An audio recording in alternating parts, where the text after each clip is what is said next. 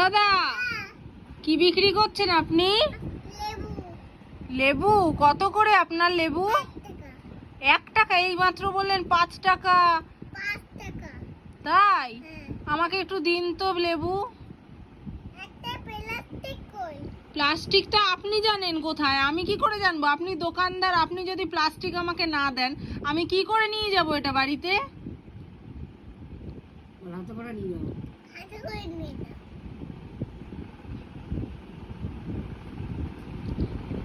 আপনার সব কটা লেবু আপনাকে কত টাকা দিতে হবে? সব লেবু 1 টাকা? আপনার ব্যবসা তো দুদিনের লাটে উঠে যাবে। একটু একটু টাটা বলে দিন সবাইকে, বলুন ভালো লেবু।